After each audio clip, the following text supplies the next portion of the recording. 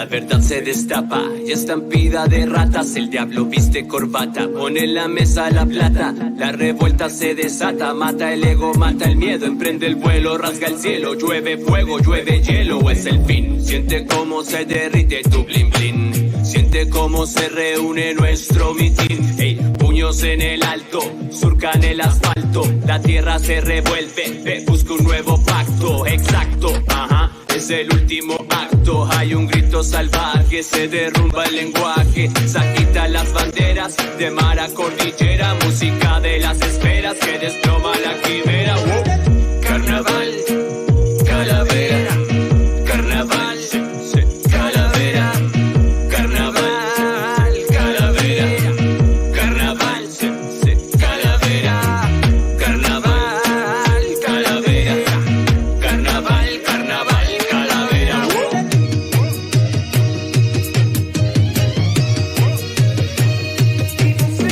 En este momento el sistema violento ya no tiene intento.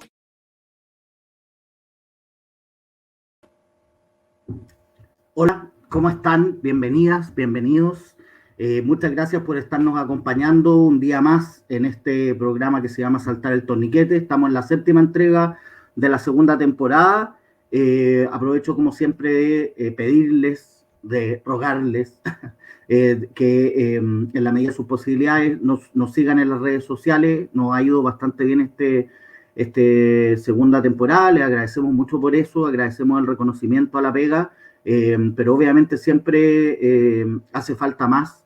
Como siempre le he dicho, mientras más personas tengamos en la comunidad de Saltar el Torniquete, más posibilidades tenemos de hacer mejores cosas. Básicamente por eso la invitación. Bueno, el día de hoy estamos como siempre muy contentos como programa porque vamos a hablar de un tema que es extremadamente relevante al momento actual de nuestro país y tiene que ver con la Convención Constitucional, tiene que ver con el proceso constituyente y para eso nos acompaña una persona que tiene una dilatada trayectoria en la academia, pensando, reflexionando a propósito de estos temas. Un poco cuando conversábamos antes del programa me decía, mira, nosotros antes estábamos como casi que en la ultraizquierda del debate constitucional y a propósito obviamente de la revuelta social y cómo han cambiado las claves políticas, ellos hoy día están en una posición que es mucho más de sentido común, ¿ya? Además de ser un académico, además de tener publicaciones respecto a temas de constitucionalismo y de asamblea constituyente, hoy nuestro invitado es delegado en la Asamblea Constituyente de la Convención Constitucional, es asambleísta, cercano obviamente al Frente Amplio. Vamos a conversar un poquitito cómo es esa situación. Nos acompaña el día de hoy Cristian Viera. Hola, ¿qué tal? Hola Cristian, ¿cómo estás? Buenas noches, muy bien, gracias por la invitación. No, muchas gracias primero que todo, Cristian, por haber aceptado la invitación. Como yo te contaba un poquitito antes del programa, independiente que después nos vamos a meter, por supuesto, en los temas más contingentes o las cosas que están pasando, a nosotros siempre nos interesa conocer un poquito más en profundidad a las invitadas, a los invitados, porque estamos convencidos que en el fondo nosotros llegamos a ser quienes somos también un poquitito por nuestra historia, qué sé yo. Y a mí me gustaría partir con una clave que a mí siempre me parece interesante y es que tú no eres de Santiago, digamos, o sea, te criaste fuera de Santiago y eso ya es una clave que constituye. Si nos podéis contar un poquitito cómo fue la niñez, sí, digamos, fuera de esta capital. Sí, bueno, yo estoy de paso en Santiago estos días, ¿no? Pero ni siquiera vivo ahora ya, estoy los días de sesión nomás. Yo soy curicano, nacido y criado en Curicó. Mis papás son profesores normalistas en Curicó y yo, claro, en esos años, en la década de los 90, todavía no había tantas universidades, entonces si uno quería seguir estudiando en la universidad, que tampoco era tan común a comienzos de los 90, tenía que salir de la ciudad. Entonces yo a los 17 años me fui de Curicó y me fui a la Universidad Católica de Valparaíso, donde estudié Derecho. Entonces viví en Valparaíso, ahí me titulé abogado. Luego estuve viviendo un tiempo en Santiago, no mucho, ¿no? Pero un tiempo.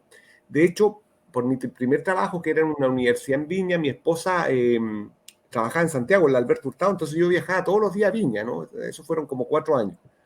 Y luego seguí estudiando porque yo me di cuenta que mi vida profesional no era el ejercicio de la abogacía, ¿no? Sino que mi vida profesional más bien iba por la formación de futuros abogados y abogadas. Pero a mediados de los 2000, no sé si te acordarás, Gonzalo, como el sistema universitario empieza a cambiar, ¿no? Y empieza a cambiar porque empieza a salir mucha gente a estudiar doctorado, ¿no? Yo me gané una beca, la beca Presidente de la República, una beca que tenía muy mala prensa en esos años, porque era una beca con pituto, pero justo el año que yo postulé, por primera vez se abre con un currículum ciego, ¿ah? Porque antes siempre uno sabía que había que tener movida, etcétera, y yo postulé, jamás pensé que me la iba a ganar, me gané la beca y me fui a estudiar mi doctorado, porque claro, si quería seguir en la universidad, ya las universidades cambiaron, entonces se estaban transformando en instituciones complejas. Entonces me fui a estudiar, estuve casi 3 años viviendo en el País Vasco, que es en el norte de España, y ahí saqué mi doctorado. Y a la vuelta, de nuevo, sigo en la universidad. O sea, mi vida profesional siempre ha estado en la universidad, formando gente, pero también investigando, ¿no? Porque las universidades no es solamente hacer clases, ¿no? Que hay una patita que es la vida docente, sino que las universidades, y sobre todo las universidades más complejas, a los que formamos parte de ellas, nos entregan tiempo para poder estudiar, pues, ¿no? Pero para poder estudiar y liberándome en horas, yo tengo que generar, perdona la palabra, productos, ¿no? O sea, así le llaman en la vida, o sea, la neoliberalización llega a todos los ámbitos, entonces las cosas que yo escribo se llaman productos. Claro, entonces me seguí estudiando y claro, me he dedicado toda mi vida profesional a formar gente, pero también a estudiar e investigar. Y dentro de mis tópicos de investigación, precisamente ha sido un análisis crítico del constitucionalismo chileno. Y claro, me pilla la revuelta y claro, formo parte de una generación de compañeros que nos hemos dedicado al derecho constitucional, pero desde una perspectiva crítica. Entonces, claro, viene el estallido social y como que aparecemos, somos visibles, dándose cuenta en general que la mejor reflexión constitucional crítica estaba en las universidades chilenas, precisamente. Y bueno, y eso. Cristian, hay una cosa que no podemos como dejar pasar tan rápidamente, porque yo creo que debe haber sido súper interesante como experiencia personal y además nos aporta una serie de claves políticas. ¿Cómo fue para ti esa experiencia de vivir en el País Vasco, con todo lo que eso significa, con toda la carga política? Quizá obviamente el conflicto territorial entendido desde ese punto de vista no nos es tan próximo. Sin embargo, quizá, y en esto puedo estar excediendo un poco, podemos usar o nos pueden servir entender esas cosas para entender, por ejemplo, el conflicto que tiene el Estado de Chile con el pueblo mapuche, etcétera. Claro. Sí, mira, tres cosas. La primera, cuando yo llegué a estudiar al País Vasco, primero yo decía, me voy a estudiar a España, ¿no? Y llego a vivir al País Vasco y el País Vasco no es España, ¿no? De hecho, ellos nunca hablan de España, los vascos, hablan del Estado español. Y ellos forman parte de un determinado territorio, ¿no? Eso es lo primero. Lo segundo, cuando yo vivía allá, todavía estaba la ETA, ¿no? Y la ETA todavía tenía buena salud. Yo recuerdo un día de Año Nuevo, un tremendo bombazo, un atentado en la EITB, que es como la televisión pública vasca, que hicieron pedazos el edificio, varios atentados con muerte de guardias civiles, principalmente guardias civiles, ¿no? Porque su lucha era contra el Estado español. Entonces, uno, el País Vasco forma parte del Estado español, ¿no? Tiene un nivel de autonomía. Segundo, todavía estaba la ETA.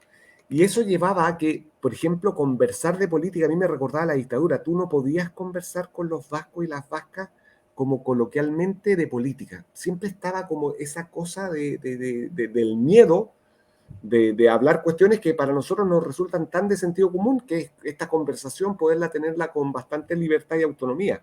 Era muy fuerte la impronta de Beta. O sea, yo había estudiado en la Universidad de Deusto, que es un lugar donde alguna vez mataron a profesores, ¿no?, de la universidad.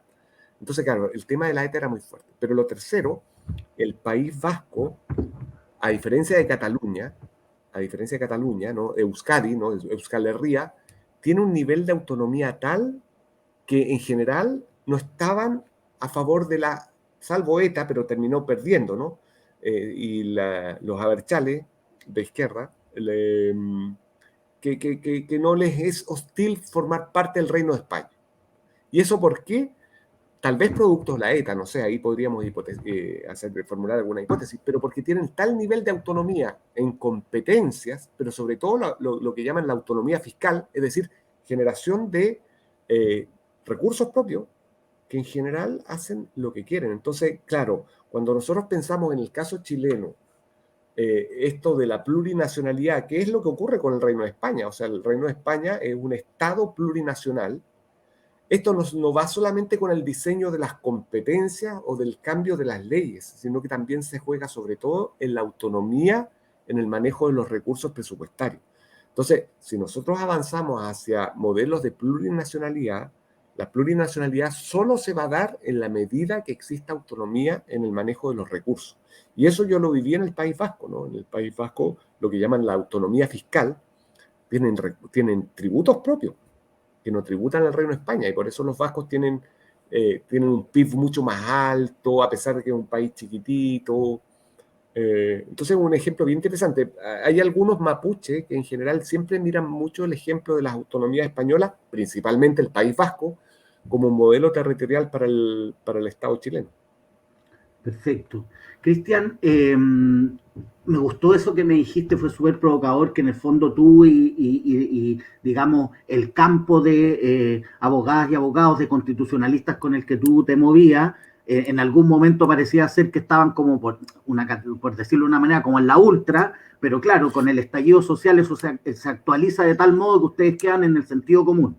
Entonces, antes de meternos como en el momento actual, a mí me gustaría preguntarte, Cristian, ¿cuáles eran las reflexiones, más o menos en términos generales? Ustedes tienen libros publicados con Jaime Baza.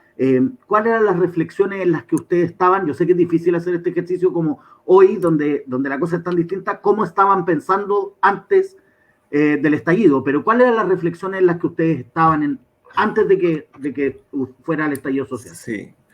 Nosotros estábamos más bien hasta el año como 2017, como en la periferia constitucional.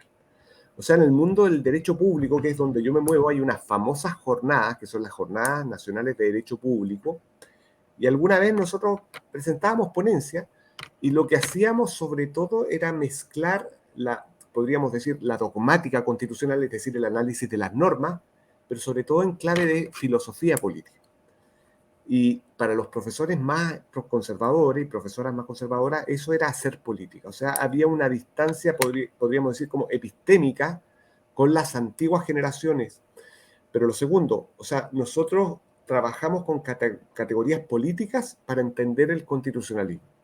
En que el constitucionalismo o la constitución no solamente es una norma jurídica, que lo es, pero también es un pacto político. Por lo tanto, ahí entra mucho filosofía política. Y eso era muy extraño, primero, utilizar herramientas de otra disciplina para el análisis del derecho constitucional. Y lo segundo, una visión muy crítica de la Constitución chilena, porque a pesar de las múltiples reformas, la más emblemática, la de 2005, en tiempos de Lagos, la Constitución siguió siendo la misma Constitución de la dictadura, ¿no? Y eso se refleja en dos cuestiones, ¿no? Principalmente un paradigma autoritario y un modelo socioeconómico fundado en los pilares del neoliberalismo. Entonces, ¿en qué estábamos? En la disputa frente al neoliberalismo, y para eso había que estudiar en qué consistía el neoliberalismo, porque uno no puede ir con la consigna, con el panfleto. O sea, la vida académica te reclama como ser súper serio para poder formular hipótesis que rivalizan con la hegemonía. Entonces, claro, había que estudiar mucho, entonces eso me llevó, en el caso mío, a sumergirme en el neoliberalismo, y eso me llevó a desarrollar y a intentar de disputar la interpretación del principio de subsidiariedad. Y yo lo rivalizaba con un modelo que a mí me tocó experimentar cuando estudié en el País Vasco, un Estado social, ¿no? Pero para poder llegar a un modelo que rivalizara con el Estado subsidiario, tú tenías que hacer el ejercicio como de desmonte de la subsidiariedad. Entonces, claro, en eso, ni hablar del Tribunal Constitucional, que de hecho ahora viene en 2021 un texto que habíamos pensado por años y que precisamente queremos hacerlo como un aporte al proceso constituyente, el régimen político y todas las trampas que existieron en la Constitución de Pinochet para neutralizar la política. Sí, lo que tiene de maravillosa la Constitución de Pinochet es que neutraliza la política, ¿no? Que la política se da principalmente a partir de la emergencia del rol del Congreso Nacional, pues ahí es donde se da. Entonces, en eso estábamos, en eso estábamos. Cristian, vamos a aprovecharnos de tu doble como función o de tu doble carácter, que por una parte eres un experto, has investigado los temas constitucionales, pero por otro lado eres profesor, o sea, has desarrollado una capacidad para explicar estas cosas difíciles en un lenguaje para todas y todas las personas comunes y corrientes. Entonces, me diste tres claves, tratemos de meternos un poquito en cada una. Se habla tanto, Cristian, y a veces siento yo de manera tan superficial, sobre todo en los medios de comunicación de masa, sobre esto que se llama el Estado subsidiario. Para las personas que no sabemos nada de Constitución, ¿qué significa eso? Claro. Mira, el Estado subsidiario es un modelo para el Estado, para el funcionamiento del Estado. Es bien curioso cómo surge el Estado subsidiario, porque yo he dicho, es un modelo que se construye como con trampas interpretativas, ¿no? Porque por un lado, si tú revisas toda la literatura que ha surgido para justificar el famoso principio de la subsidiariedad, lo primero es dónde se encuentra en términos como de texto, la norma. Y eso está en el actual artículo 1 y en el 19, número 21, que no viene mucho al caso de decir, pero de ahí arranca la interpretación normativa. Pero la interpretación sustantiva se funda en las encíclicas papales, ¿no? Principalmente en dos, en una del año 31, que es de Pío XI, 40º ano, y en otra que es del Papa Juan Pablo II, que es 100º ano, ¿no? Ambas encíclicas están homenajeando a Rerum Novarum, que es de 1891, ¿no? 40º a 40 años, 100º a 100 años de esa encíclica. Y lo que el principio de subsidiariedad lo que quiere generar es, mira, ¿saben qué? Está polemizando con la experiencia de los socialismos reales. Ese es el contexto. Están disputando a Marx. Entonces quieren hacer una defensa del capitalismo y sobre todo de la libre iniciativa económica que tienen los particulares. Entonces, en base a ese principio, surge una consecuencia, un efecto, y que es que el Estado desaparece como agente económico. Desaparece el Estado como agente económico, a menos que el particular no pueda o no quiera. Bien, el Estado desaparece de nuestra esfera de vida cotidiana, porque todo puede ser entregado al mercado. Entonces, ¿qué significa la subsidiariedad? Es la entrega a los privados y al mercado la provisión de todos nuestros bienes y servicios.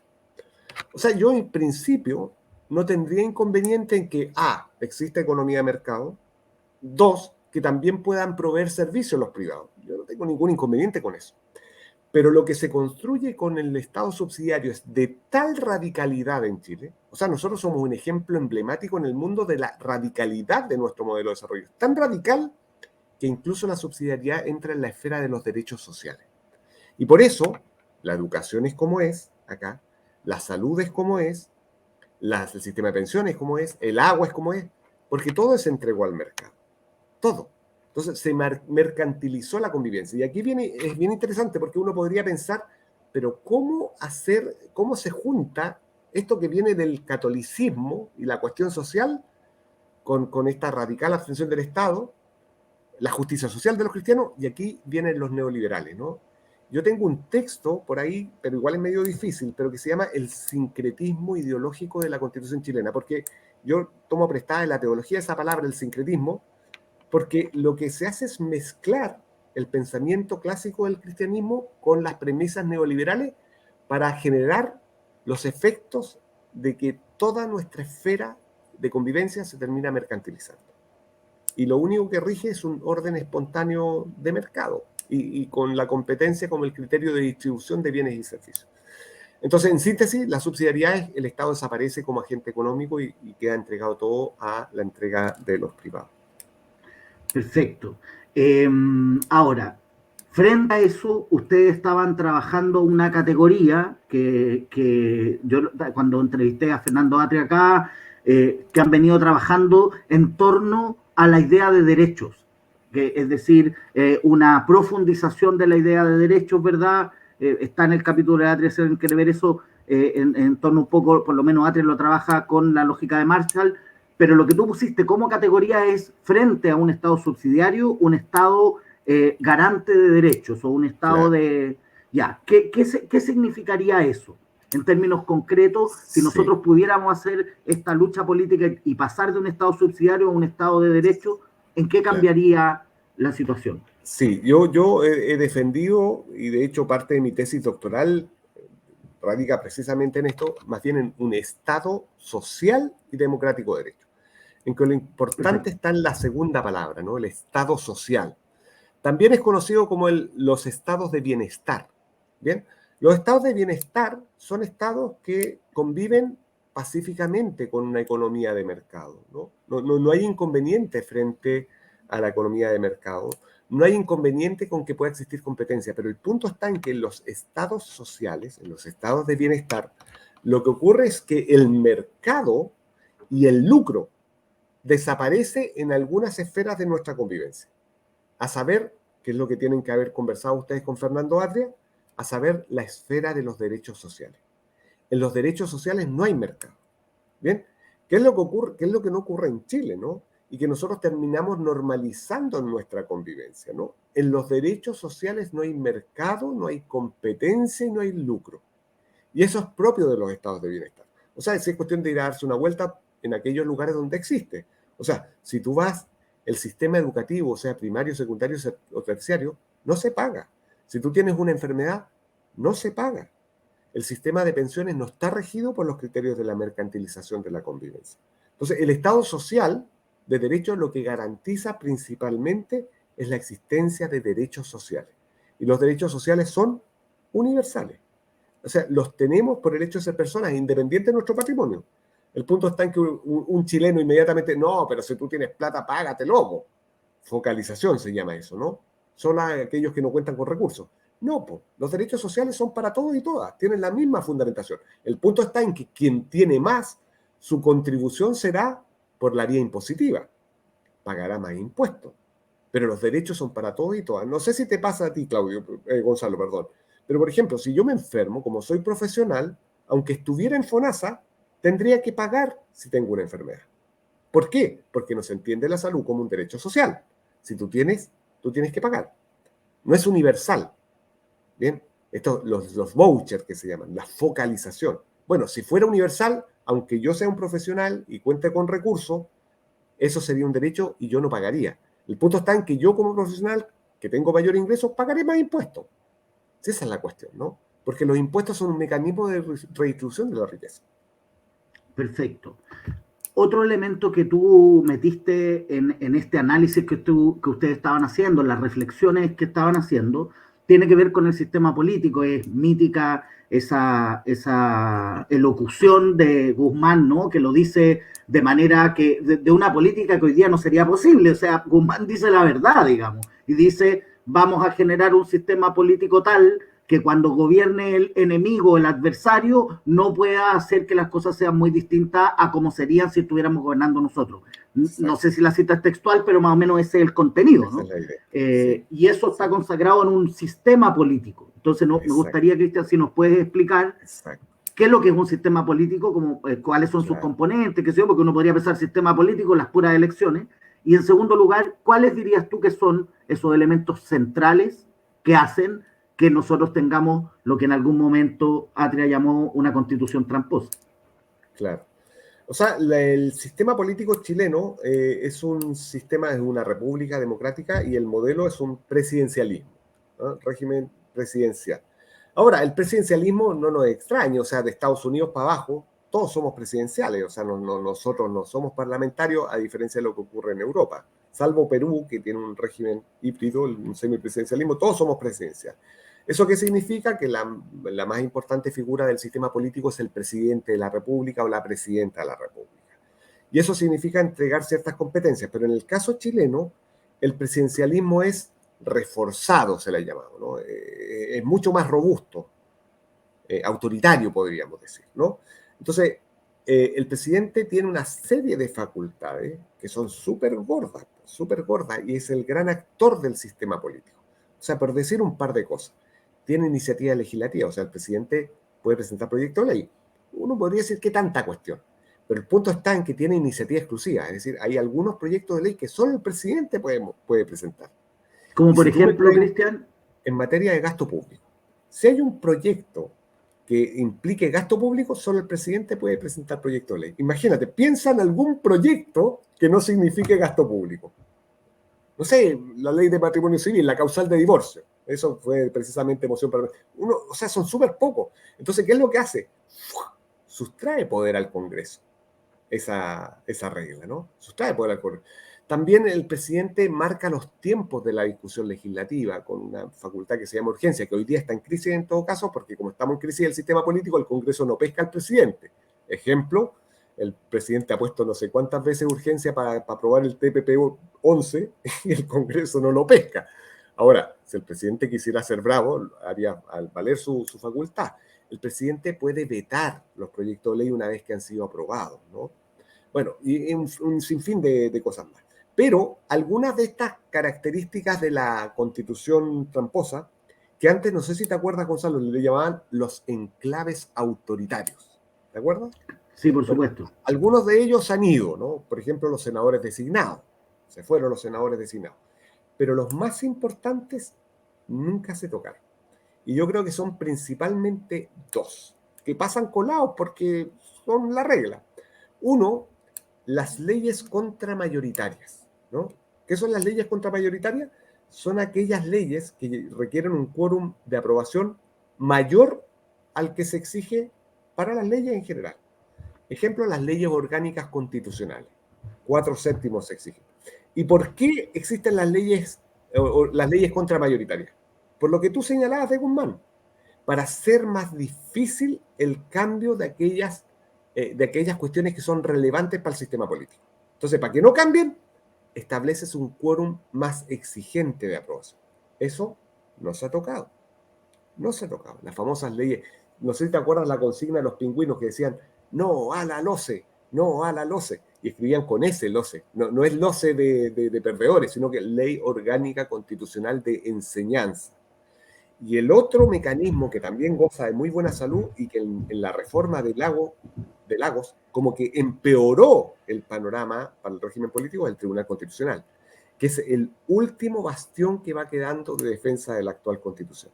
Porque en la práctica, por cómo ellos han interpretado sus competencias, se transformó en una tercera cámara legislativa, por la vía negativa, ¿no? Es un legislador negativo. Es decir, impide que las leyes que son aprobadas en el Congreso puedan tener vida. Cristian, déjame hacerte una pregunta de sentido común. Yo sé que va a haber una explicación probablemente en la dimensión del derecho, ¿no? O en la doctrina, pero desde el sentido común, ¿bajo qué lógica se puede sostener una situación como la siguiente? Tenemos un Congreso que ha sido elegido de manera, digamos, democrática por votación popular. Ahí podemos discutir cuánta participación, todo lo que sea, pero digamos, cada una de las personas que está ahí salió a la calle y consiguió votos, ¿no? Y además, para poder llevar adelante una norma, esa gente que a su vez ha sido elegida se tiene que poner de acuerdo. Entonces uno podría decir, en un sistema político deslegitimado, pero dentro de todo cuenta con legitimidad cuando se logra sacar una ley del Congreso. Y lo que hace que eso se pueda detener, lo que hace que eso pueda no existir, es un grupo de personas que no las eligió nadie, que son muy poquitas y que tienen, en concreto, una cantidad de poder para influir sobre lo público, sobre lo político, que es incluso superior que esta otra cuestión. ¿De qué manera se puede explicar, en qué lógica se puede sostener algo así? Bueno, es una pregunta que le haces al ciudadano, ¿no? Esto no tiene una explicación, bueno, tal vez un cientista política lo podría responder mejor que yo. Por lo tanto, aquí voy a ensayar una respuesta, pero la hago desde la pura intuición. O sea, lo que tú apuntas, Gonzalo, es principalmente las relaciones que se dan entre dinero y política, ¿no? Y hasta hace muy poco esa relación estaba absolutamente oscurecida, ¿no? Y yo creo que si uno puede encontrar como la causa desencadenante de la actual crisis política en este país, está dada precisamente por la impunidad que se generó a partir de los casos Penta y Sokimich. Y ahí los grandes responsables no quisieron asumir las consecuencias que significaba que todos tenían que haber sido imputados como participantes de hechos punibles. Entonces, las relaciones entre política y dinero, que son relaciones complejas en general en cualquier lugar del mundo, acá nunca se enfrentaron con probidad y transparencia. De hecho, recién a partir de esos escándalos, esas relaciones intentan ser corregidas. Y esto es tan grave porque lo más probable es que muchas leyes hayan sido fruto del lobby no regulado y de la emergencia del dinero. Pero hay una que es emblemática en la materia, que es la famosa ley de pesca, que incluso llevó a que un senador de la República, ex senador, haya sido condenado por delitos de funcionarios que se llama el cohecho. O sea, de eso estamos hablando. Esa cooptación como del dinero en la política es la que ha generado, que no tiene que ver con diseños normativos, sino que tiene que ver con la corrupción del sistema político. Y yo creo que, entre otras razones, también explican la crisis política que estamos intentando vivir hoy y que tienen, por ejemplo, a la ex Concertación sumida en una crisis bastante severa, ¿no? Entre otras razones, porque no lograron explicar razonablemente su comportamiento en esos hechos, ¿no? Por ahí podría ensayar, pero a lo mejor tú puedes desarrollar mejor esta idea. Perfecto. Vamos acercándonos del diagnóstico que ustedes venían haciendo y también un poco en términos históricos al presente. Pues sabemos que el 18 de octubre fue en el fondo una expresión de última ratio de un acumulado de fuerza social y de rabia y de protesta que viene de mucho antes, pero por su magnitud aparece como un hito que además quizás lo hace más visible y sobre todo lo hace más legítimo. Y eso nos pone frente a una situación que abre esta puerta para este proceso constituyente en clave de convención constitucional. Y aquí hay una cosa que me gustaría que tú comentaras, y es lo siguiente, que uno de los fenómenos interesantes de la convención tiene que ver con que excede por mucho la estructura partidaria de la política formal, ¿no? Por una parte tenemos estas personas que fueron elegidas como independientes de la lista del pueblo, etcétera, pero por otro lado casos como el tuyo, que es una persona, por decirlo de alguna manera, civil, es decir, por fuera de la política, un académico, y que bueno, tú ahí cuéntanos cómo fue esta movida que fuiste por la ADC, pero que tú no eres un militante de partido político, y que además hay una cosa interesante, porque tú subviertes desde ese lugar donde fuiste elegido, porque hoy día tú me contabas que te sientes más cercano al bloque de convencionales del Frente Amplio. Entonces, un poco, ¿cómo llegaste y cómo llegaste siendo una persona fuera de la política, digamos, que no militó nunca en un partido, que no fue presidente de un partido ni nada? Sí. Bueno, hay varias cosas en tu comentario. La primera, yo creo que la actual composición de la constituyente yo la miraba como maravillosa hasta antes de su constitución y yo creo que la composición actual de la constituyente tiene una buena noticia que yo creo que se parece mucho a cómo somos las chilenas y los chilenos. Yo creo que es muy representativa del país real, ¿bien? Del país real. Y eso no puede ser sino una gran noticia. Sin embargo, producto de las reformas que se hicieron para la integración de la composición, el exceso, la atomización de las fuerzas políticas impide avanzar para lograr acuerdos. Entonces ahí como que yo valoro en mayor medida el rol de los partidos políticos. Porque una cosa son las prácticas políticas, que yo creo que podríamos estar de acuerdo, que han sido nefastas, corrupción, desafección de la ciudadanía y mil causas más, prácticas políticas, y otra cosa es el rol de los partidos políticos para un régimen político. Yo creo que los partidos son fundamentales para el régimen democrático. Ahora, con otras prácticas políticas, por cierto, ¿no? Entonces, esta como idealización de las o los independientes, yo creo que no le hace bien, no es saludable para el régimen político, porque detrás de los independientes puede que haya simples agendas personales, ¿bien? Puede que sean simples caudillos y no respondan a proyectos políticos colectivos que son los que permiten llevar a acuerdos, ¿no? Por eso la composición es muy bonita desde la perspectiva que se parece mucho más a lo que somos, pero desde la perspectiva de la gestión del poder es muy complejo la atomización de fuerzas políticas. Entonces, menos mal que no se cambió la ley para la elección de las futuras, que ya tenemos una mala ley de partido, pero para la futura elección. Eso es lo primero. Y a lo segundo, efectivamente yo soy independiente, yo nunca he tenido militancia política, sí tengo un domicilio político, y ese domicilio político también yo lo he socializado, yo me identifico con una izquierda democrática. Ahora, el punto está en que en Chile está tan corrido el tejo, tenemos un modelo tan radicalizado, que en su momento un perfil como el mío, sobre todo en términos académicos, yo estaba como súper en la izquierda. Y claro, nos hemos dado cuenta que lo que hemos construido es tan a la derecha, tan en el extremo, que incluso el centro de ese modelo estaba lejos del sentido común que tú identificas, ¿no? O sea, si tú miras mis escritos, mis textos, mis libros son propios de un socialdemócrata de la década del 50. Ese soy yo. Hermann Heller, Bokenforde, Delano Roosevelt. O sea, yo soy un socialdemócrata de la década del 50. Eso es lo que soy. Bien. Y a la tercera pregunta, y es raro porque efectivamente yo postulé en la lista del apruebo, es decir, de la exconcertación, y me patrocinó el Partido Demócrata Cristiano. Pero aquí la cuestión es más biográfica, ¿no? Yo, como te contaba, yo soy de Curicó, y en Curicó, desde Curicó yo jamás pensé que iba a ser candidato y luego constituyente, aunque para un loco como yo que se dedica al derecho constitucional, estar en la constituyente es como el sueño de mi vida, ¿no? Es como si me hubiera preparado toda mi vida para esto. Pero igual había que pasar por la elección, y la elección es dificilísima. Ha sido una de las experiencias más duras que he tenido en mi vida también. Esta es mi mejor pega, pero antes la eliminatoria fue terrible. Adelgacé, me enfermé, no.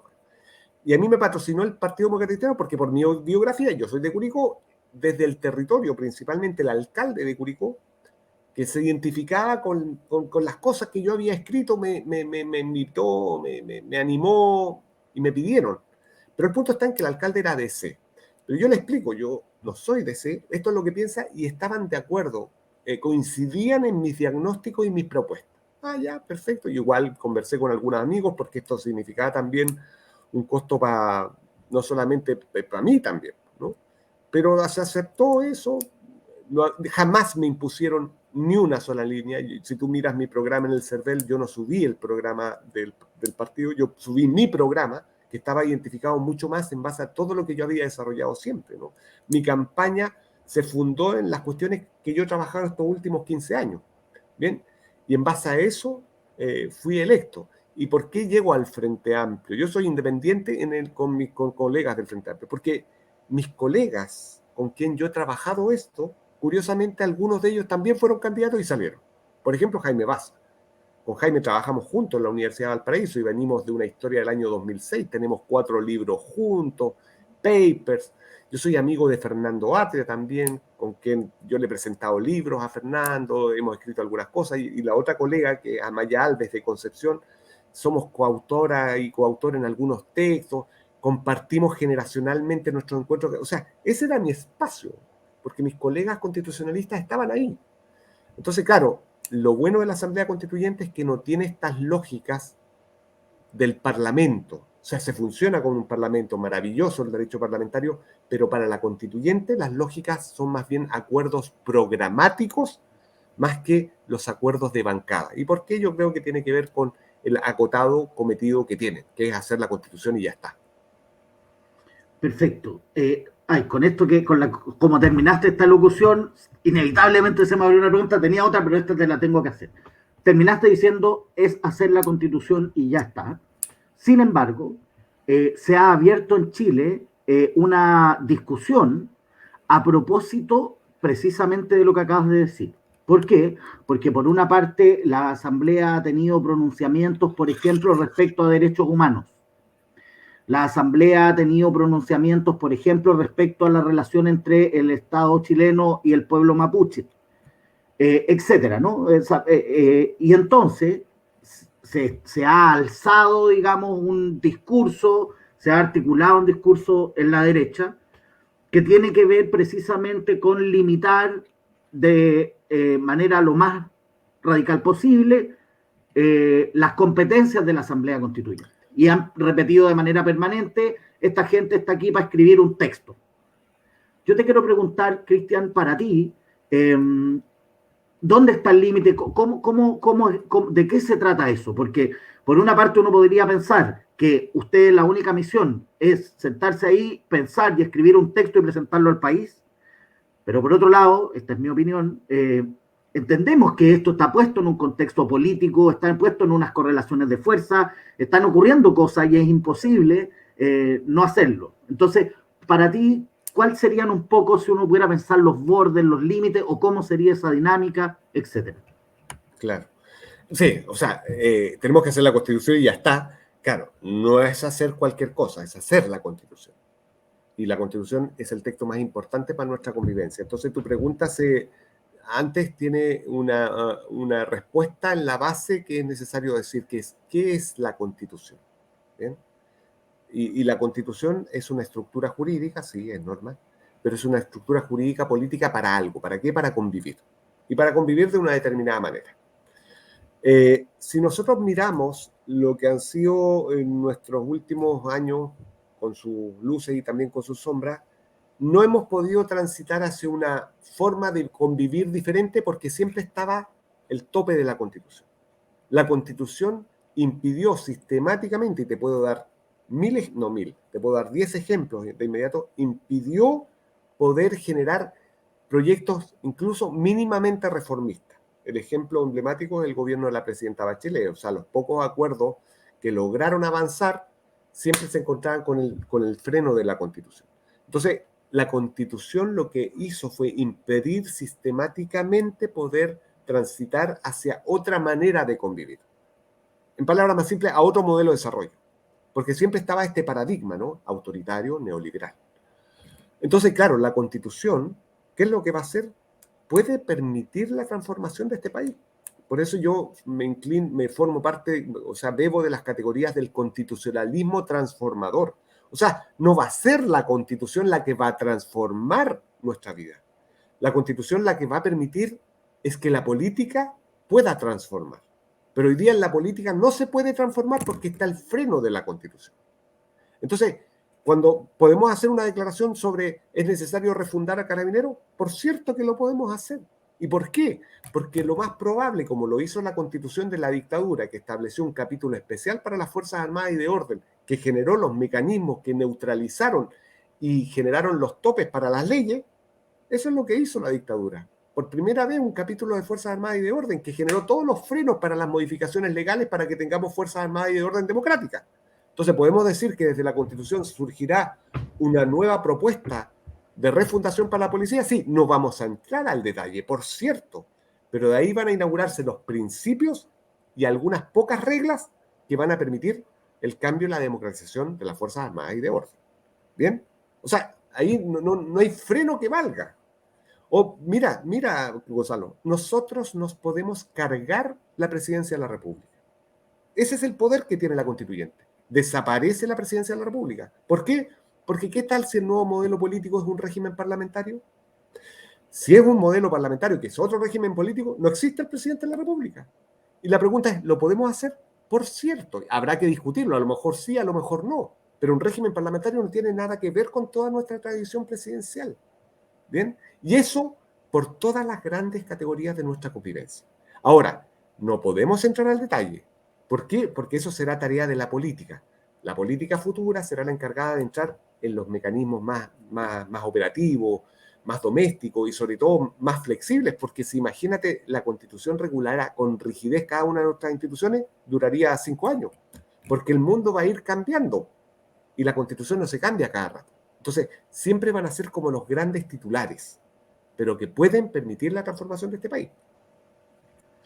Cristian, una pregunta quizás un poco gruesa, quizás un poco caricaturesca, pero me importa mucho que vayamos moviéndonos entre estos elementos más académicos, más técnicos, más de contenido, a los elementos políticos, porque ese texto tú ya has dicho muchas razones por las cuales es profundamente político. Tenemos frente a esta idea de Guzmán de que tenemos que hacer, porque aquí habían dos cosas. Guzmán estaba diciendo, tenemos que hacer una constitución que no permita cambiar, pero hay una cuestión subyacente, que no permita cambiar que esto que hemos construido como élite, como minoría, como capital como etcétera, ¿no? Se le puede llamar de mil maneras, pero en el fondo ellos construyeron unas condiciones de la política y de la convivencia, como tú dices, que favorecen sistemáticamente a una minoría y además lo querían mantener, ¿cierto? Son dos elementos. Claro. Yo te pregunto, la misión de las personas como tú que están desde el punto de vista de las transformaciones, tiene que ver con, voy a decirlo de la manera más brutal, tú me corregirás, pero de alguna manera con contragolpear, con hacer la venganza es una palabra que no tiene sentido en esto que estamos hablando, pero es decir, ustedes van a estar ahí para hacer una constitución para las mayorías y anclarla. ¿Y cómo eso conversa con esta idea de que en esta constitución tienes que estar todo y todo? Como va a haber una constitución neutral, va a haber una constitución que sea igual para el multimillonario que para el pobre, o lo que queremos es una constitución para los explotados, las explotadas, los oprimidos, las oprimidas. ¿Cómo ves tú eso? Sí, dos cuestiones al respecto. Lo primero, y yo lo he dicho siempre también, cuando esto no era tema, o sea, una constitución y una futura constitución no puede ser un texto de revancha a la constitución de la dictadura, precisamente por lo que tú señalas. Porque si la constitución es una estructura jurídico-política para la convivencia, no puede ser solamente para unos triunfadores contingentes en un determinado proceso electoral. La constitución tiene que ser para todo. De hecho, hay una categoría que se llama constitución normativa. ¿Cuándo la constitución es normativa? Cuando es vivida por un pueblo, por una comunidad. Entonces, si nosotros pensamos como en una revancha a la constitución de la dictadura, va a durar 5 años. No puede ser. Pero para eso hay una herramienta metodológica que asegura precisamente que aquello no ocurra. Y vaya la paradoja. Esa herramienta metodológica son los famosos 2/3. Porque en cualquier lugar del mundo, si quieres establecer una regla súper contramayoritaria, siempre pones 2/3. Entonces, claro, si esta constitución se aprueba por los 2/3, es garantía de que no es constitución de revancha a la dictadura. ¿Bien? Sino que es una constitución que surge de un acuerdo supramayoritario para establecer nuestras condiciones de convivencia para el futuro. ¿Bien? Cristian, déjame, yo sé que me dijiste dos cosas, pero aquí necesito preguntarte algo porque esto es muy interesante.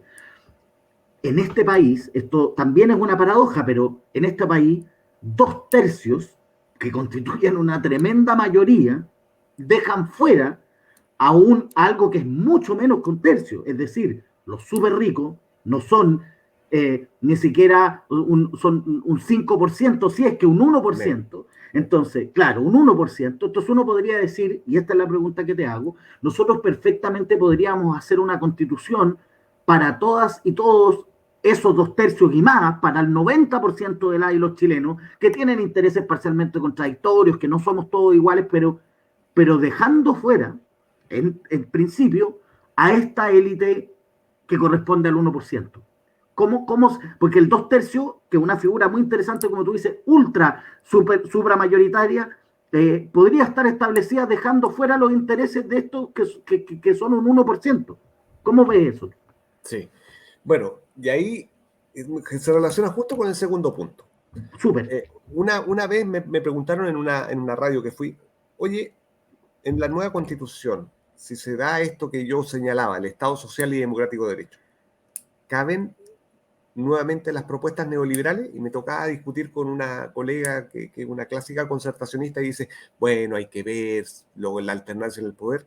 Y yo creo que una fórmula de ese tipo, un Estado social y democrático de derecho, lo que hace es excluir una versión neoliberal para el ejercicio del poder. O sea, las constituciones en ningún lugar del mundo son neutras. ¿Bien? Son neutras. Entonces, mira, acá van a existir desigualdades, sí. Van a existir supermillonarios, también. El punto está en que la contribución de aquellos ultra élite con una fórmula distinta será más onerosa de la que es hoy. ¿Bien? ¿Y por qué? Porque el Estado social lo que hace es rivalizar con una interpretación radicalmente individualista de nuestra convivencia, que es la interpretación neoliberal, que el neoliberalismo lo que hace en definitiva es que cada uno se rasca con sus propias uñas, ¿no? Eso es, dicho de una manera muy burda, ¿no? Dicho de una manera muy burda. Entonces, claro, ¿qué pasa con esa ultra élite en temas constitucionales? Bueno, con una fórmula diferente, su contribución será mayor. Ahora, yo no digo que con una nueva constitución vamos a llegar a un estado de igualdad material total.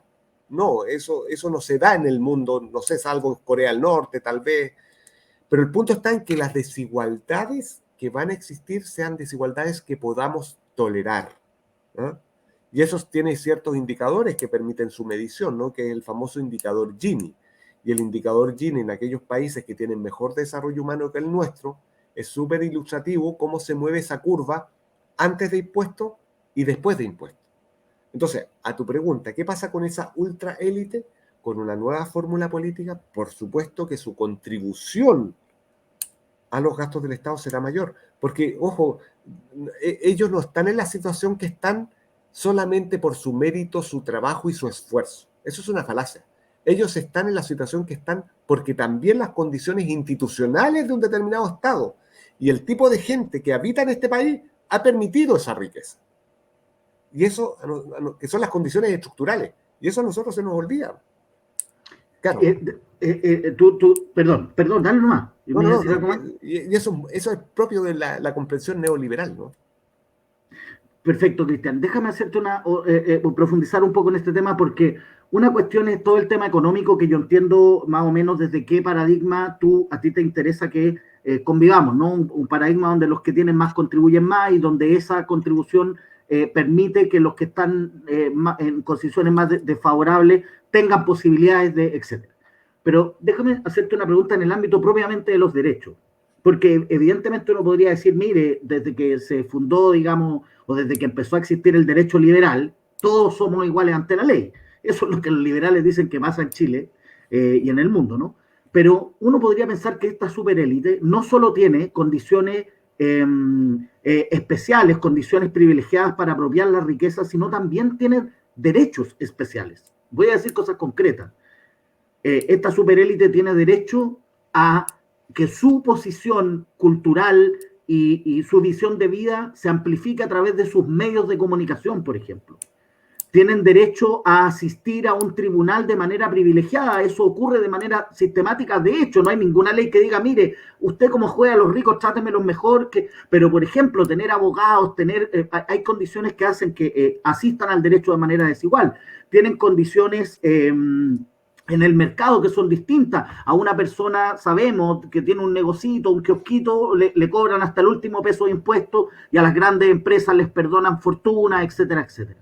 Entonces, ¿tenemos derecho, crees tú, Cristian, como sociedad, en ese sentido, sí, comillas, a tomarnos una revancha de decir, mire, todos estos derechos que ustedes han tenido de hecho por ser élite, no los van a tener en esta nueva constitución? Ya. Es interesante tu pregunta, ¿no? Y a la base, claro, uno podría decir que la comprensión que tienen las élites es una comprensión decimonónica, es decir, del siglo XIX, y sus pilares liberales, ¿no? Y esa comprensión se funda en una idea en torno a la libertad que se llama libertad negativa o libertad como no interferencia, libertad como una autonomía radical. Es decir, que yo pueda hacer todo lo que pueda hacer con tal de que no se encuentre prohibido. Y eso bien sabemos que es falso, porque la libertad está fuertemente condicionada por las condiciones estructurales de nuestra convivencia. Bien, entonces, ya que citaste a Fernando, que a su turno citaba a Thomas Marshall, el sociólogo inglés, claro, Marshall tiene una frase que es espectacular, porque de nuevo esto nos lleva a las condiciones económicas, ¿no? Marshall decía algo así como, la libertad sin igualdad es privilegio, que es una frase que a mí me encantó y que de hecho la hacía cuña de mi campaña, ¿no? La libertad sin igualdad es privilegio, porque precisamente quienes no tienen condiciones materiales satisfechas no tienen libertad. O sea, tú lo estás llevando al tema de los medios de comunicación. Efectivamente, quienes tienen más voz en los medios de comunicación. Pero eso, ¿por qué pasa? Entre otras razones, por la propiedad, concepción liberal, la concentración de la propiedad de los medios de comunicación social. O sea, yo no quisiera que desapareciera el Estatuto de la Libertad de Expresión, pero sí que esperaría que sí pudiera existir una ley de medios que controlara la concentración de la propiedad, porque eso ¿qué es lo que afecta en definitiva? La democracia. La democracia es afectada por la propiedad concentrada en unas pocas manos. Que eso no lo advierten, ¿no? Eso no lo advierten. Desde la perspectiva de los derechos y las libertades de asociación, no sé, yo no tengo ningún inconveniente en que puedan existir, no sé, universidades, que bien sabemos que hay algunas que tienen más voces que otras. Perfecto. Pero si aquellas universidades están financiadas por el Estado, tengan el estatuto de lo público. Y si tienen el estatuto de lo público, tienen que tener altos niveles de transparencia, probidad y libertad de cátedra y pluralismo. O sea, yo trabajo en una universidad del Estado y te aseguro, esas 4 cosas que te he señalado se cumplen a rajatabla. Entre otras, la tolerancia y el pluralismo. Y bien sabemos que hay algunas universidades en Chile que no cumplen ni la probidad ni la transparencia porque no sabemos cómo es su financiamiento y tampoco son muy amigos o amigas. Yo creo que eso debería cambiar también. Y eso en nombre de la libertad, pues. O sea, yo no quisiera que aquellos que han tenido todas las ventajas pierdan libertades, porque eso es fundamento de la democracia. Solo que la comprensión de la libertad ya no sea al modo de la que han propuesto los liberales. Entender la libertad como no interferencia, como que puedan hacer lo que quieran. No, po. La libertad sin igualdad es privilegio. O sea, que desaparezcan los privilegios, pero no que desaparezca la libertad. No sé si me explico. Sí, sí, yo creo que se responde súper bien. Estaremos de acuerdo, como una sentencia, me cuelgo de lo que dices, que tenemos, por lo tanto, que hacer desaparecer algunos privilegios que están operando a propósito de esa libertad sin igualdad, ¿no? O sea, por tener una libertad sin igualdad, se ha generado una situación de hecho de privilegio, no solo económico, sino que en los modos de convivir con otros, de desigualdades de poder, diferenciales de poder que tienen que ser contenidos, porque si no, y esto no solo tiene que ver con cuestiones económicas, dirían las compañeras feministas, supongo, lo digo con una modestia exigible, que hay un privilegio sobre un cierto determinado tipo de cuerpo sexualizado frente a otro, etcétera, y eso también está, ¿sí? Cristian, te quiero hacer una pregunta porque hemos hablado muchas cosas de contenido y aquí, perdónamelo patúo, pero es una pregunta súper administrativa, pero para las personas comunes y corrientes que ven este programa, que estamos acá, nos interesa saber qué está pasando ahí en la convención, porque obviamente yo siempre creo que el modo en que los medios de comunicación cubren estas cuestiones siempre va a tener el sesgo de quienes pagan esos medios. Entonces, Sí. ¿cómo está la situación en términos, perdona la pregunta, pero administrativa? ¿Qué está pasando? ¿Cómo se llevan? ¿Cómo está funcionando? Una de las cosas que me gustaría preguntarte es, entiendo que hay una sobreexplotación muy importante, no solo de las y los convencionales, sino que de sus equipos, que están trabajando una cantidad de horas insólitas, en condiciones laborales extremadamente precarias. Y entonces, claro, uno de repente dice, oye, pero si Cristian gana, no sé, 2 millones, que es un súper... Sí, pero ojo, porque están trabajando una cantidad de horas que son ridículas que de repente, entonces cuéntame un poquito si es posible, Cristian, de lo que está ocurriendo en términos más Sí. administrativos. Sí. Bueno, lo que ocurre con la constituyente, que es bien raro lo que ocurre, ¿no? Porque es un órgano nuevo, tal vez nunca más vamos a tener vida para ver algo así, ¿no? Porque también estamos en un momento histórico. Y a tu primera afirmación, como esto de los medios, ¿no? Yo quisiera rescatar el rol de algunos medios que yo creo que han tratado de ser súper responsables. Uno de ellos, yo creo que es CNN. Yo quisiera valorar el rol de CNN en este tipo de cosas que ha tenido un comportamiento súper responsable. Hay otros medios de comunicación masivo que efectivamente están respondiendo a otros intereses y que ese interés es que nos desprestigiemos a más no poder, ¿no? Pero yo, dentro de los medios grandes, yo salvaría a CNN. Pero lo otro también hay unos medios que son chiquititos, principalmente digitales, que están haciendo un trabajo pero maravilloso. Algunos asociados a universidades. Cito Contexto Factual, La Neta, Telar, ¿no? Pero claro, son más de nicho y más dirigidos a un tipo de persona politizada, interesada. Entonces, claro, no tienen el impacto que generan estos medios de comunicación masiva, ¿no? Pero si alguien quiere seguir la discusión constituyente, mire, CNN, recomendaría, ¿no? Bueno, dicho eso, lo de la constituyente es raro porque es un órgano que nace casi sin reglas. Y eso es muy extraño. Yo siempre estoy dando como el ejemplo del Ministerio Público, que es una institución que es más o menos nueva en nuestro sistema, pero el Ministerio Público cuando nace a la vida, primero nace gradualmente. No sé si te acuerdas, Gonzalo, que empezó como parceladamente por regiones.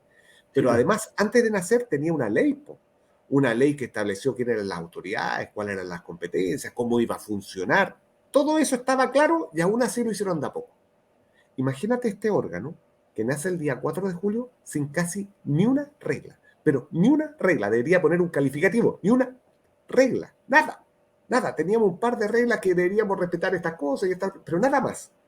Entonces, imagínate lo que significa meter a 155 personas totalmente desconocidas, de vidas, universos, profesiones diferentes, a conversar sobre cómo tenemos que funcionar.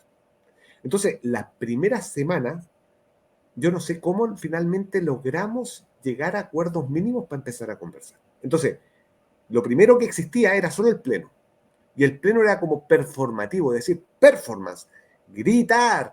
Sobre todo era como un desgarro frente a las injusticias de nuestra historia reciente, ¿no? Pero había que llegar a algún acuerdo para empezar a funcionar. Y estamos a 2 meses, pasaditos 2 meses desde la instalación, y ya tenemos, de hecho, a partir del jueves empezamos a votar reglamento, Gonzalo. Reglamento de funcionamiento. Y aquí, perdóname, pero la forma es el fondo. Porque si no tenemos maneras de cómo vamos a conducir el debate, era imposible tener debate. Y llegar a esas reglas no es fácil, que son reglas de funcionamiento, pero también reglas de comportamiento. De ahí la comisión de ética. ¿Cómo nos vamos a relacionar entre nosotros y nosotras? ¿Bien? Podemos decir lo que queramos, podemos actuar como queramos en materia de probidad, transparencia. Bien, reglas de funcionamiento. Y eso unido a este anhelo de que participe la gente. Entonces, todas las comisiones que se crearon recibieron pero centenares de audiencias que había que escucharlas. Y nos pusimos un plazo súper breve, porque, mira, esto hay que terminar, que fue el 28 de agosto. En este periodo, ahora lo que estamos haciendo es estudiando los diferentes reglamentos para ver si se pueden mejorar y presentar lo que se llama indicaciones. Pero el 28 de agosto todas las comisiones terminaron sus tareas. Hicieron reglamento, hicimos código de ética, hicimos metodologías de participación. Todo eso en menos de 2 meses. Y eso tuvo un costo humano altísimo, Gonzalo. Altísimo. O sea, había días en que no había otro momento de generar una reunión que a las 7 de la mañana. Entonces yo me levantaba y tenía reuniones. Imagínate tener una reunión súper dura a las 7 de la mañana. Yo llegaba a las 10 que tenía pleno y llegaba amargado porque las conversaciones políticas, sobre todo cuando hay diferencias, son duras, po. No podía a las 7 de la mañana empezar. Y no solamente eso, sino que además que se extendían para poder cumplir el plazo hasta jornadas extenuantes. Entonces, a veces solo yo, ni para comer, solo quedaba tiempo para dormir unas pocas horas.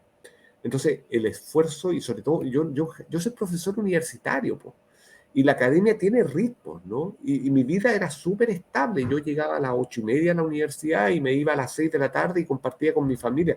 Yo tuve que dejar mi casa, mis niños, un trabajo, pero con un súper exigente.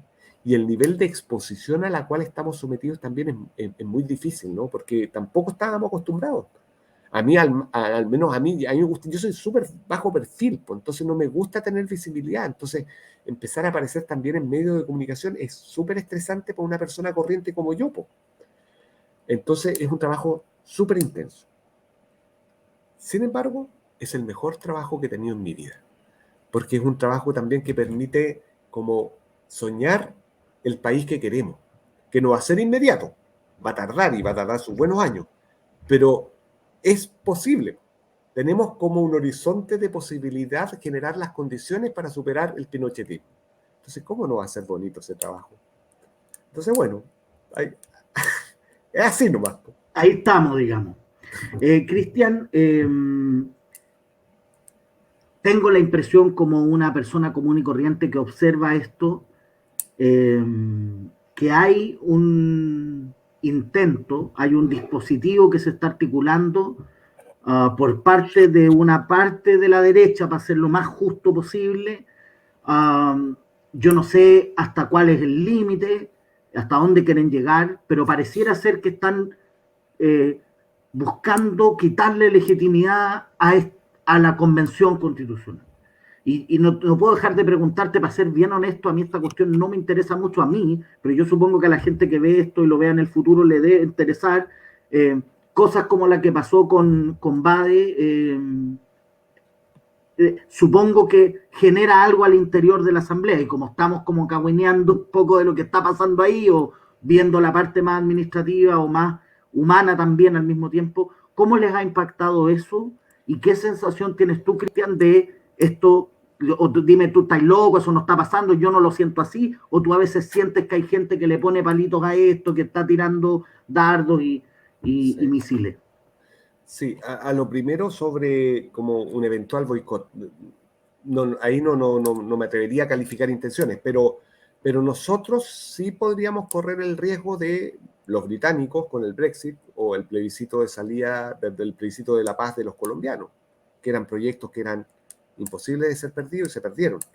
Entonces, uno puede ser que haya un boicot, pero uno podría identificar con aquella derecha que está identificada por el rechazo. Pero esa derecha identificada con el rechazo ya lleva 2 procesos electorales que ha tenido más o menos la misma representación, ¿no? Y ni siquiera es ese 20%, porque al interior de los constituyentes, no sé si tuviste ocasión de ver que hay una carta muy interesante que firmaron 15 compañeros constituyentes de derecha a propósito de lo que el compromiso del Estado de Chile con los pueblos originarios, que una carta de los 37, 15 salen como de esa derecha más dura, recalcitrante y todo lo demás. Y claro que puede existir una amenaza ahí. Pero yo creo que también la amenaza la podríamos poner nosotros mismos y nosotras mismas, ¿no? Con ciertas ideas maximalistas de lo que pueda significar la Constitución. Y a propósito del no cuidarnos, ¿no? Del no cuidarnos y de cumplir, pero con rigor, los altos estándares de probidad y transparencia. Mira, yo trabajo en el pleno en la sala 3, porque como por el aforo no podemos estar todos en el hemiciclo, está el hemiciclo y 5 salas. Y a mí me tocó compartir sala con Rodrigo Rojas, ¿no? Un compadre, pero encantador, sencillo, discreto, buena gente. Rodrigo es muy bueno para los computadores, entonces yo soy medio perno para eso. Súper gentil y disponible para ayudar, ¿no? Muy generoso, genuinamente generoso en la vida cotidiana. Entonces, cuando yo me entero de esto el sábado, o sea, lo primero es como el impacto, ¿no? Puta, pero si Rodrigo es tan buena tela, ¿qué le pasó? ¿Por qué hizo eso? Veo ese video, que es un video que también la primera sensación que te da es como de conmoverte por una persona muy arrepentida que metió las patas hasta el fondo. Pero yo creo que con el paso de los días uno tiene que hacer abstracción de lo que pasa con Rodrigo y pensar lo que se juega más bien el país. Y el error de Rodrigo es un error gravísimo, muy, muy grave, que a la constituyente y al país le puede salir muy caro.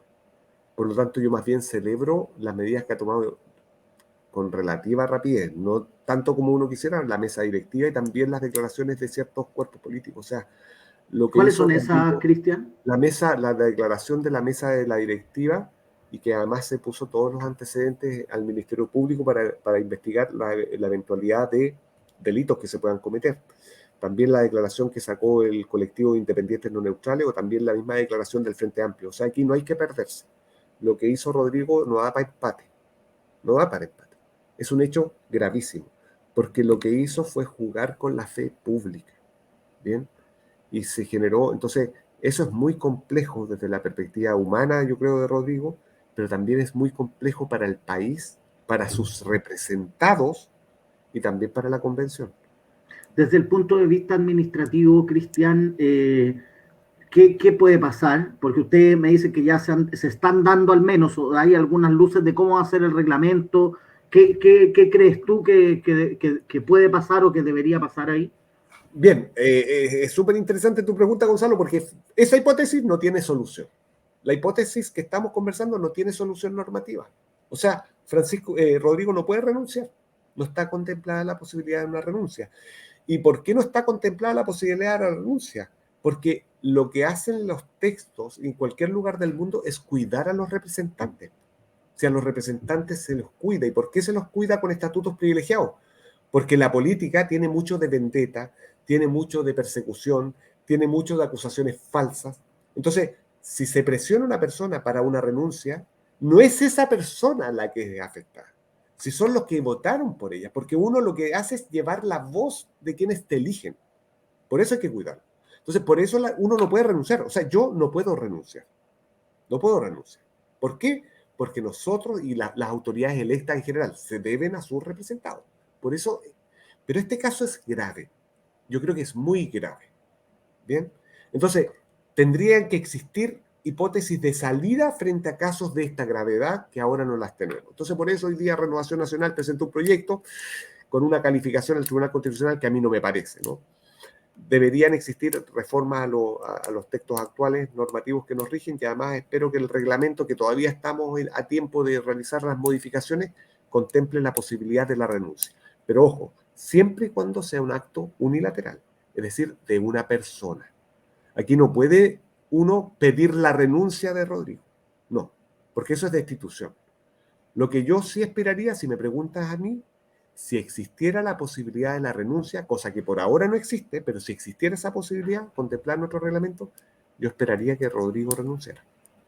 Ahora, Cristian, ¿qué pasa precisamente con todas esas personas que le entregaron su confianza y que están siendo representados por él si él renuncia?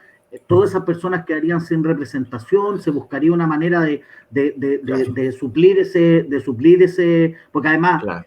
es un voto, pero ese voto puede ser decisivo en unas ciertas Sí. correlaciones en momentos clave, es decir, por un acto individual de una persona, no solo se ve afectado él, sino que también sus electores y en el fondo el funcionamiento total de la Asamblea. Claro, por eso es complicado renunciar, po. Por eso es complicado renunciar y por eso la regla generalísima es que uno no puede renunciar, precisamente por lo que tú señalas. Entonces, para que aquello se vea menos lesivo, hay que establecer correctas reglas de vacancia para que el daño que se pueda provocar a los electores sea el menos posible. Y aquí depende del sistema electoral. En el caso nuestro, que tenemos un sistema electoral plurinominal, es decir, se eligen a varias personas por lista, no a una por distrito, uninominal, yo creo que la regla que tenemos es que en el caso de los partidos políticos, si uno que renuncia es de un partido, bueno, será su partido, porque uno se supone en abstracto vota por los proyectos políticos que representan los partidos. Pero esa regla no aplica respecto de los independientes. Entonces, en el caso de los independientes, aunque vayan en pacto, ellos son irreemplazables. No hay regla de vacancia.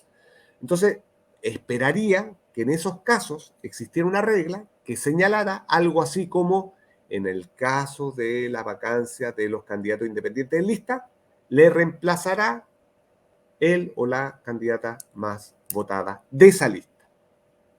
De esa lista. ¿Esa tú crees que sería una manera de salir de algo así? Pero tú me estás diciendo, es lo que tú estás pensando, porque hoy día todo eso no está claro, no está, Exacto. digamos, determinado, es algo que tienen que discutir. Exacto. Perfecto, para terminar, porque ya te he quitado harto tiempo y con toda la pega que tení, y yo lo sé, todas y todos los convencionales, no quiero que sea abuso, pero dame un par de preguntitas para el futuro, Cristian, porque hemos hecho diagnóstico, hemos visto cómo estamos. Yo te quiero preguntar esto, para ti, con todo lo que hemos hablado, con todo lo que has estudiado, pero también viendo la correlación de fuerzas que hay, ¿qué 3 o 4 cosas debería tener esta constitución que tú dijeras, mira, si nosotros somos capaces de poner estos 3 o 4 pilares, podemos decir que tenemos una constitución que representa a las mayorías, que rompe con la lógica neoliberal, todo lo que hemos hablado? Sí, sí, mira, es una idea que, o sea, yo le di muchas vueltas, sobre todo porque hay que hacer como pedagogía constitucional, porque es un tema muy novedoso, que está muy alejado de la ciudadanía. Quienes están al tanto del proceso constituyente son aquellas pocas minorías politizadas, pero en general, si tú vas por la calle, en general, lo único que se enteran son los escándalos que de tanto en tanto estamos dando. ¿Bien? Entonces, en ese esfuerzo como que la pregunta que me hacen, ¿no? ¿Cuáles serían las 3 o 4 cosas? Yo como he detectado 4. ¿Ah? La primera es superar el Estado subsidiario y transitar hacia un Estado social y democrático de derecho, al modo como lo conversamos anteriormente, ¿no? Superar el Estado subsidiario. Lo segundo, que también tú lo señalaste, no yo, sino que tú lo señalaste, construir una constitución con perspectiva de género.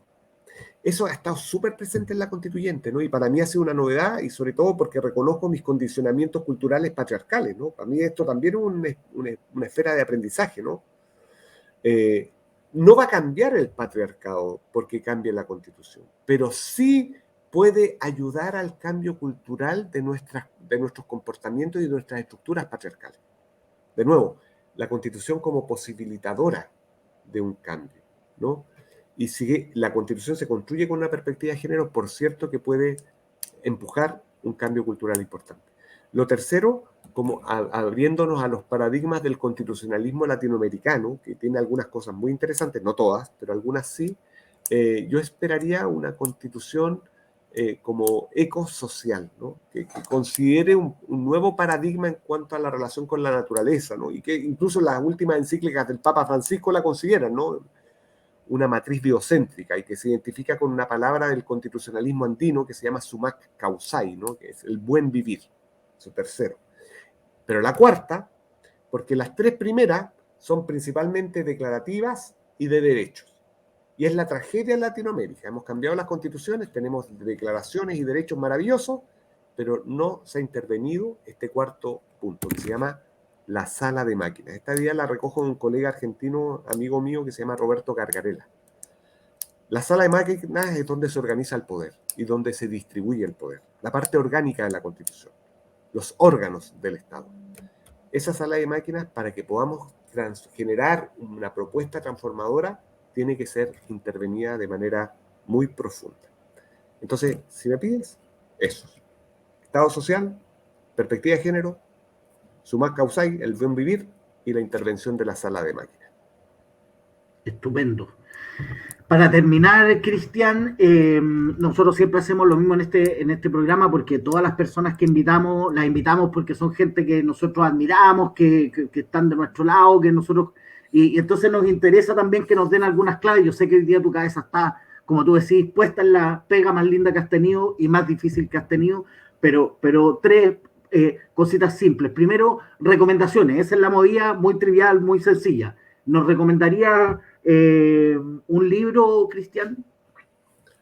Mira, sí, a mí me encanta Eduardo Sacheri, que es un escritor ¿Ya? argentino que escribe libros, y me acabo de comprar su última novela, que no la leo, no sé dónde dejé mi mochila. Y ese estoy leyendo, no me acuerdo el título, es de ahora, de julio del 2021.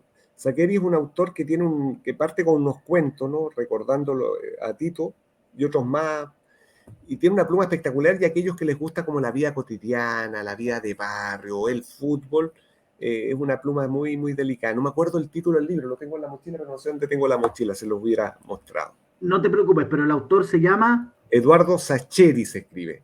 Sacheri, Perfecto. Sacheri. Yo sé que tenéis súper poco tiempo, pero ¿qué cosa estáis haciendo en el poquito tiempo libre que tenéis? ¿Una película, una serie, algo que estéis mirando, un podcast que estéis Sí. escuchando? Mira, me gustan mucho las series. Las películas no, series. ¿Ya? Y recomendaría dos para el momento, porque yo soy un parlamentarista, ¿no? Yo no soy presidencialista. Yo, de hecho, en el match que hacían en la tercera, yo tenía súper pocos likes porque yo me definía parlamentarista y todo el mundo decía semipresidencialista, los que estaban cabreados con el presidencialismo. Yo soy un parlamentarista. Entonces, para quienes quieran conocer cómo funciona el régimen parlamentario, recomiendo la serie Borgen, que es una serie danesa en Netflix. Borgen, que tiene dos o tres temporadas. Espectacular, y ahí para ver cómo funciona de maravilloso el régimen parlamentario.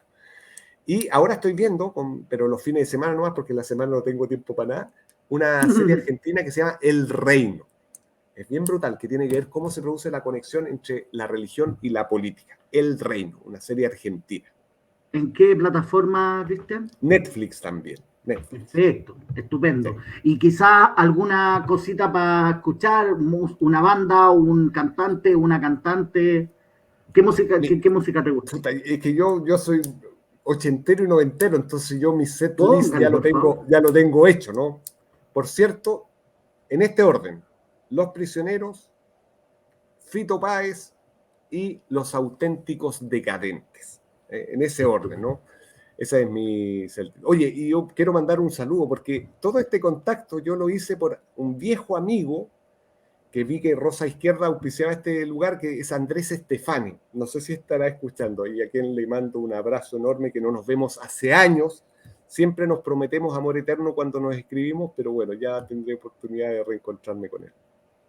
Buena, sí, pues, obvio, es parte del equipo está trabajando con nosotros en Saltar el Torniquete en esta colaboración con Revista Rosa, así que también un abrazo y muchas gracias al Andrés por haber hecho esta gestión, porque te quiero aprovechar de despedir agradeciendo, Cristian, siento yo, te lo digo honestamente, más allá de, ojalá que esto lo vea mucha gente, nos vamos a encargar de promoverlo mucho, pero que ha sido extremadamente educativo. Yo creo que voy a recomendar cuando alguien quiere saber de qué se trata este proceso. Esta ha sido una clase magistral de qué es lo que está pasando, de cuáles son las cosas en juego, etcétera.